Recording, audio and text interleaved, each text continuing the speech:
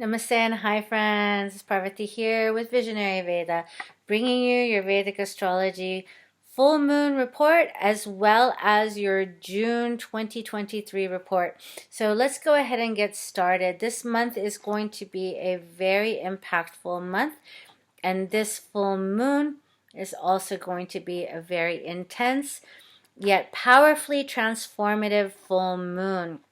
I'm going to first talk about the planetary transits and aspects happening for the month of June, and then I'm going to talk about how these energies lend themselves to this full moon. So it's going to be a very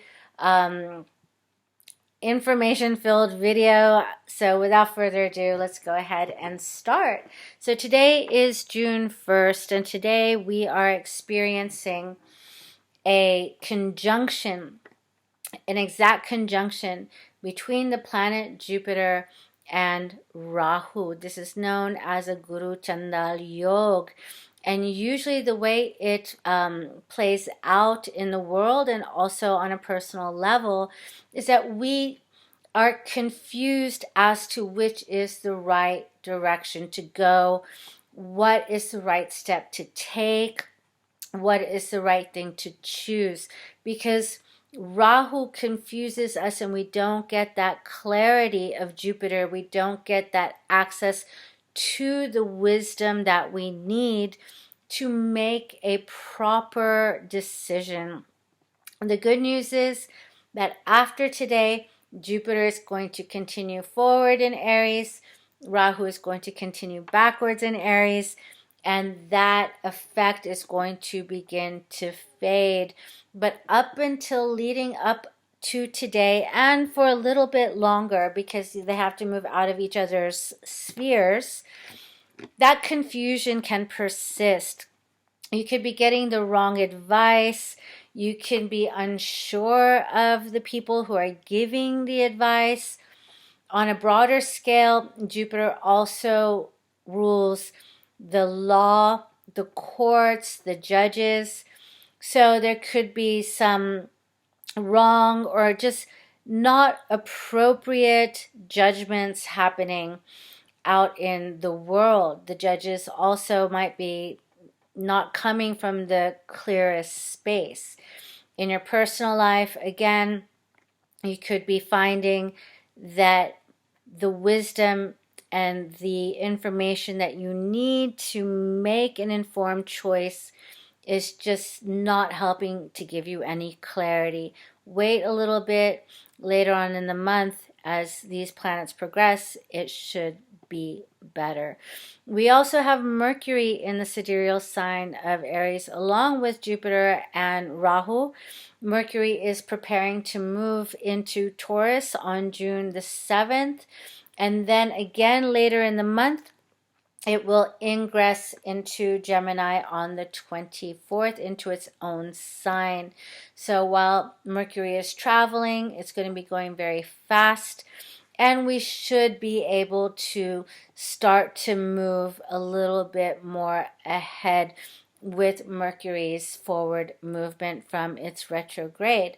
Now, we also have Venus that has just moved into the sign of Cancer, where it's going to meet the planet Mars. Mars has been debilitated in Cancer for some time now.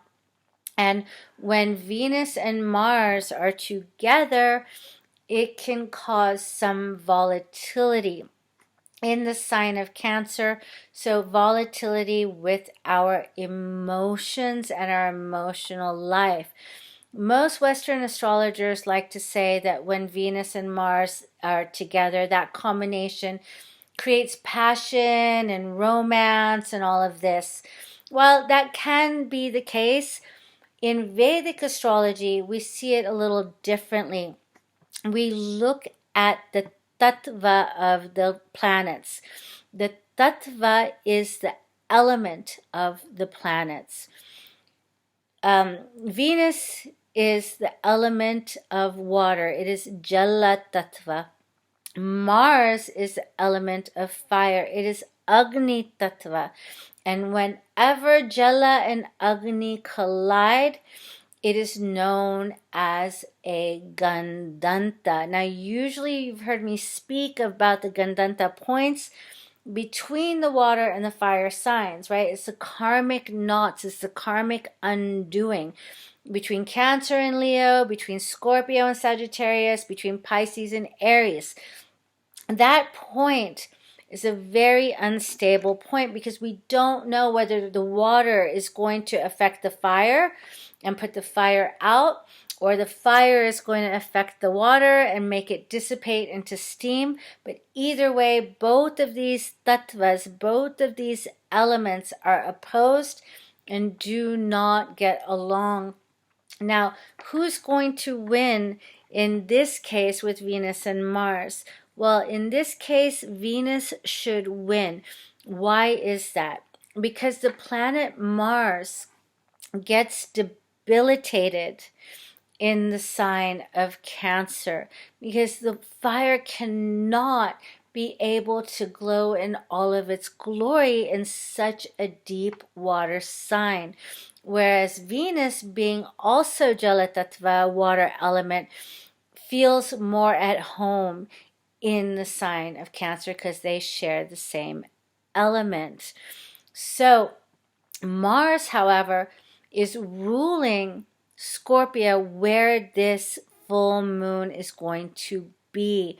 So Mars is going to have a difficult time in asserting itself. There might be a situation that you need to face, that you need to speak up for yourself. With that Mercury also being in Aries right now and will be during the full moon, it's also ruled by Mars. So chances are you're not going to be able to have the courage to speak your truth, to be able to resolve conflicts. You're going to want to shy away. You're just going to want to not deal with it. You might even turn it inward and start to feel resentment and frustration around the situation.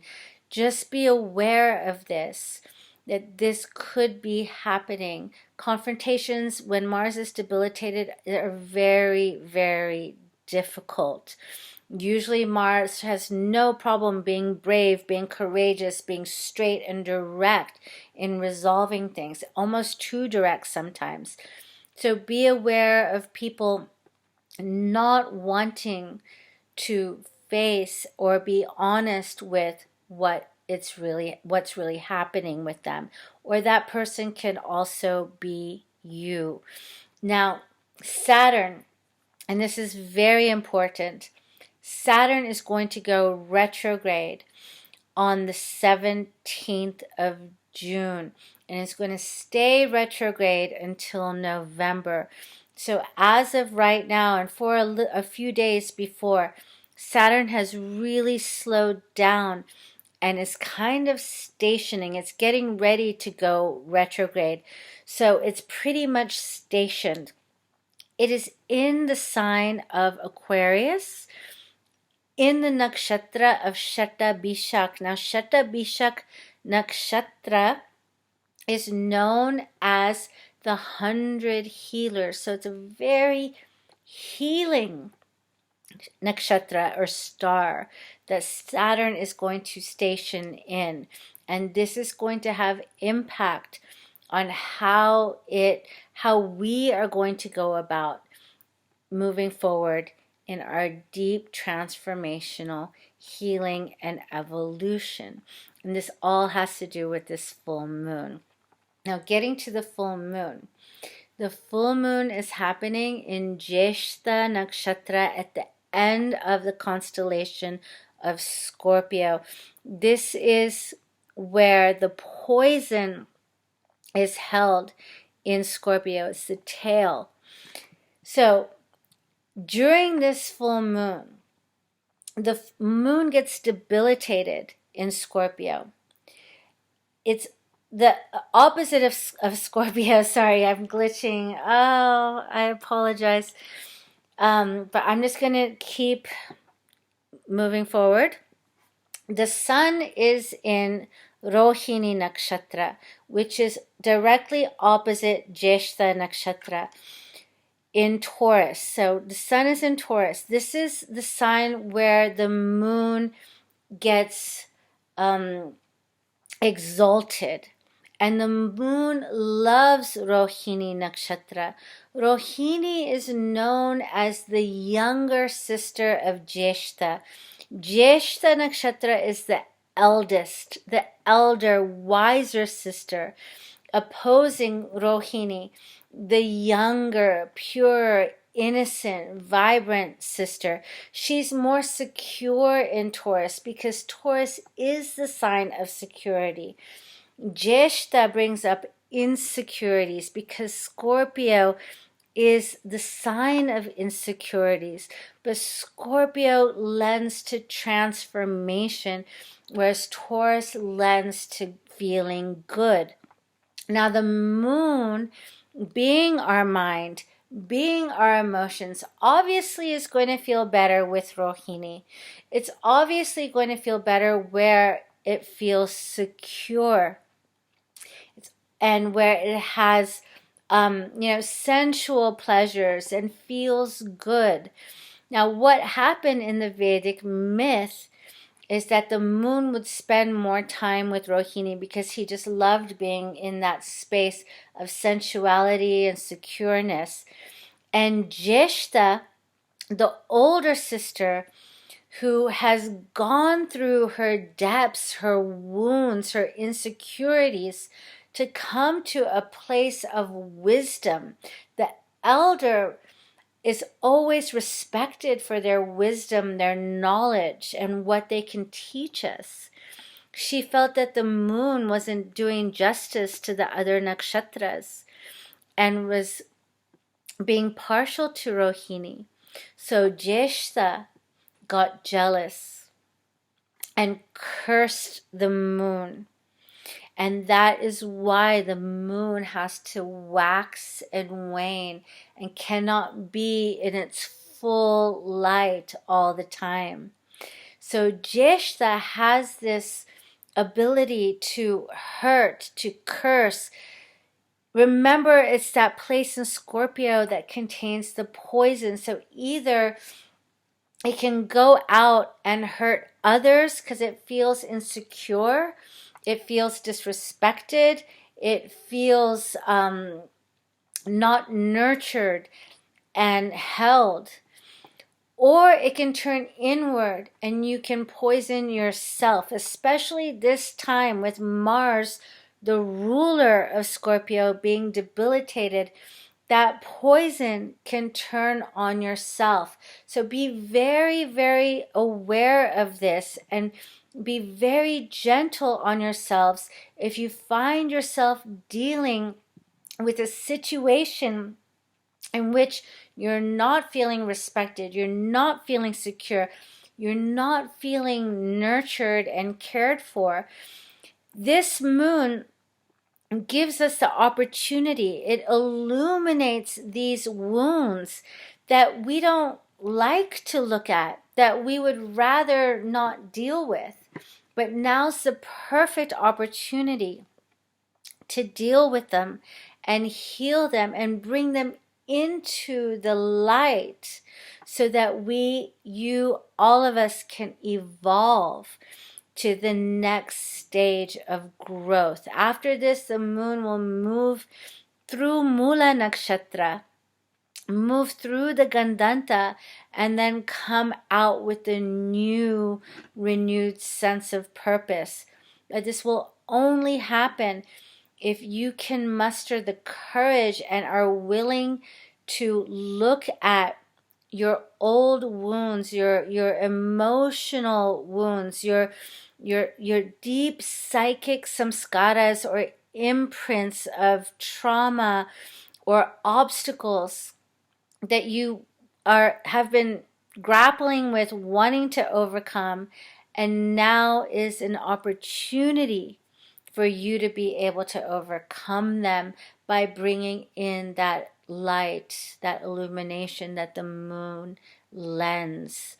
So Scorpio, the Jyeshta, it is the heart, it is the star Antares, Rohini, where the sun is, is the star Aldebaran, but Antares has the bigger heart, even though Taurus is comfort, its values, its security.